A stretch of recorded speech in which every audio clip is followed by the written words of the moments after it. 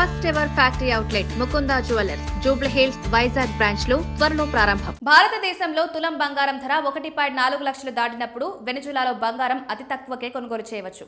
ఆర్థిక సంక్షోభం కారణంగా ప్రజలు బ్రెడ్, వెన్న కొనడానికి బంగారం ముక్కలిస్తున్నారు. భారతదేశంలో పెళ్లిళ్ల సీజన్ జోరుగా సాగుతోంది. కానీ బంగారం ధర విపరీతంగా పెరగడంతో సామాన్యులకు నగలు కొనడం కష్టంగా మారింది.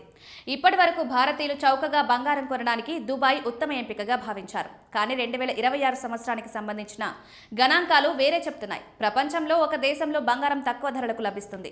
దక్షిణ అమెరికా దేశమైన వెనిజులాలో బంగారం ధర వింటే మీరు షాక్ అవుతారు. భారతదేశంలో మసాలా దోశ లేదా కాఫీ కొన్న ధరకే అక్కడ 1 గ్రామ్ స్వచ్ఛమైన బంగారం లభిస్తుంది.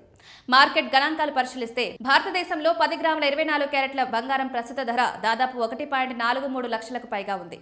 అంటే మీరు గ్రామ్ బంగారానికి సుమారు 14,000కు పైగా చెల్లించాలి. దీనికి విరుద్ధంగా వెనిజులాలో 1 గ్రామ్ బంగారం ధర 181.65 రూపాయలు మాత్రమే. ఇంత చౌక ధరకు కారణం అక్కడి తీవ్రమైన ఆర్థిక పరిస్థితి.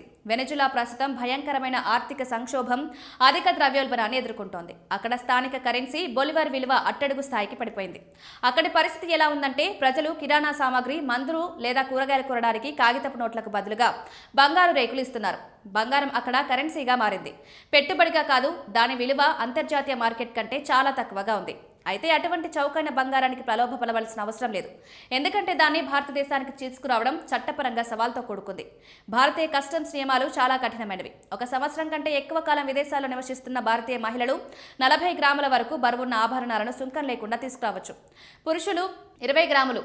ఈ పరిమితిని మించి తీసుకొచ్చిన బంగారం పన్నుకు లోబడి ఉంటుంది. ఒక ముఖ్యమైన విషయం ఏంటంటే బంగారు నాణాలు లేదా బిస్కెట్లపై ఎటువంటి మినహాయింపు లేదు. మీరు వాటిపై తప్పనిసరి పన్ను చెల్లించాలి.